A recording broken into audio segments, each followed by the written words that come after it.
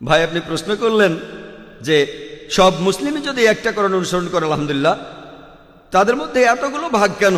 এখন যেমনটা আছে পবিত্র কোরআনে আছে, সূরা আল ইমরানের 103 নম্বর আয়াতে কথা উল্লেখ করা হয়েছে, ওয়াক্তাসিমু বিহাবলিল্লাহি জামিয়া ওয়া লা তাফাররাকু, অর্থাৎ তোমরা সবাই মিলে আল্লাহর রশি শক্ত করে ধরো আর পরস্পর বিচ্ছিন্ন হও না। আল্লাহ বলছেন আল্লাহর রশি শক্ত করে ধরো। আল্লাহ তাআলার রশি কোনটা? পবিত্র কোরআন। আল্লাহ বলছেন যদি মুসলিমরা আল্লাহর রশি শক্ত করে ধরে, আরো বলা হচ্ছে একসাথে ধরো আর তোমরা আলাদা হয়েও না, ডাবল গুরুত্ব। একসাথে ধরার পাশাপাশি তোমরা পরস্পর আলাদা হয়েও না, ডাবল গুরুত্ব। কিন্তু যদি কোনো মুসলিমকে বলি যে আপনি কি, কেউ বলবে শিয়া, কেউ বলবে সুন্নি, কেউ বলবে হানাফি, কেউ বলবে শাফি। পবিত্র কোরআন বলছে সূরা আনামের 159 নম্বর আয়াতে উল্লেখ করা হয়েছে, যারা দিন সম্পর্কে নানা মতের সৃষ্টি করেছে আর বিভিন্ন দলে বিভক্ত হয়েছে, তাদের কোনো দায়িত্ব তোমার নয়, তাদের বিষয় আল্লাহর এখতিয়ারভুক্ত। যদি কোনো মুসলিমকে জিজ্ঞেস করেন যে আপনি কি, কোনো মুসলিম হয়তো বলবে আমি হানাফি, কেউ বলবে আমি শাফি, কেউ বলবে হামলি, কেউ বলবে মালিকি, কেউ বলবে শিয়া, কেউ বলবে সুন্নি, কেউ বলবে দেওবন্দি, কেউ বলবে বারলভি, কেউ বলবে আকবরী, কেউ বলবে ভোরা। আমাদের নবীজি কি ছিলেন? হানাফি নাকি শাফি? তিনি কি মালিকি ছিলেন নাকি শিয়া ছিলেন নাকি সুন্নি? তিনি ছিলেন মুসলিম।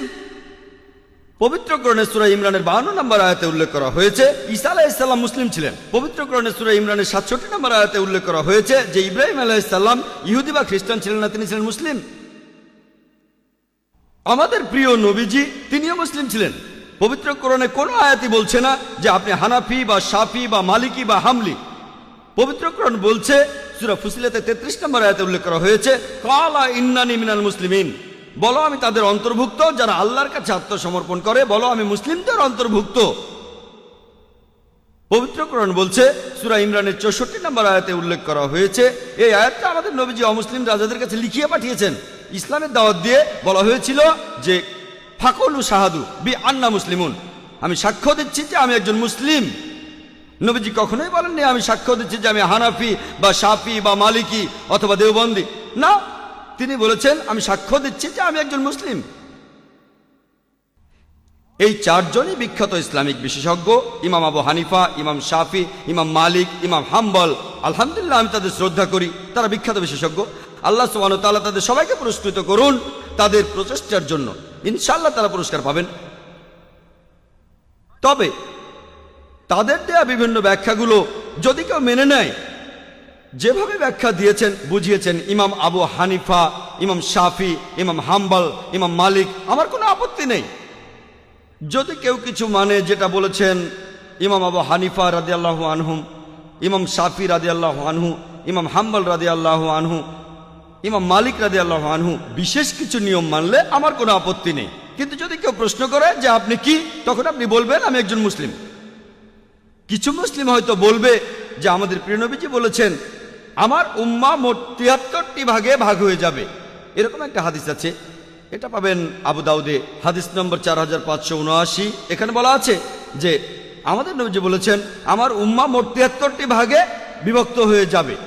নবীজি বলেছেন তার উম্মাহ বিভক্ত হয়ে যাবে, তিনি কখনোই বলেননি তোমাদের বিভক্ত করা উচিত। পবিত্র কোরআন বলছে ওয়াক্তাসিমু বিহাবলিল্লাহি জামিয়া ওয়া লা তাফাররাকু, আল্লাহর রশি শক্ত করে ধরো আর বিচ্ছিন্ন হও না। পবিত্র কোরআনে সূরা আনামের 159 নম্বর আয়াত বলছে তোমরা আলাদা হও না, দিন সম্পর্কে নানা মতে সৃষ্টি করো না। নবীজি কখনো বলেননি যে তোমরা বিভক্ত হও, তিনি বুঝতে পেরেছিলেন যেমনটা হবে। এছাড়া আরো একটা হাদিস আছে, এটা আছে তিরমিজিতে 171 নম্বর হাদিস।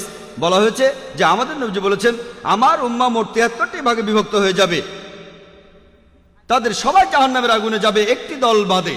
তখন সাহাবাগণ প্রশ্ন করলেন হে নবীজি কোন দলটা? নবীজি বললেন যারা অনুসরণ করে আমাকে আর সাহাবাগণকে, যারা আমাকে আর সাহাবাগণকে মেনে চলে। কোরআন বলছে আতিউল্লাহ ওয়া আতিউর রাসূল, তাহলে কেউ যদি পবিত্র কোরআন মেনে চলে আর সহিহ হাদিস, সে তাহলে সঠিক পথেই আছে। আমার কোনো আপত্তি নেই যদি বিখ্যাত বিশেষজ্ঞদের ব্যাখ্যাগুলো মানেন, তাদের দৃষ্টিভঙ্গিগুলো যদি সেই ব্যাখ্যাগুলো কোরআন আর হাদিসের সাথে মিলে যায়, তবে তিনি সবচাইতে বিখ্যাত বিশেষজ্ঞ হলেও যদি তার ব্যাখ্যাটা কোরআন আর হাদিসের কথার বিরুদ্ধে যায়, সেটা আমরা মানব না। যদি মুসলিম উম্মার সবাই অর্থ বুঝে কোরআন শরীফ পড়ে, ইনশাআল্লাহ এই সমস্যাটার একটা সমাধান হবে। আশা করি উত্তরটা পেয়েছেন।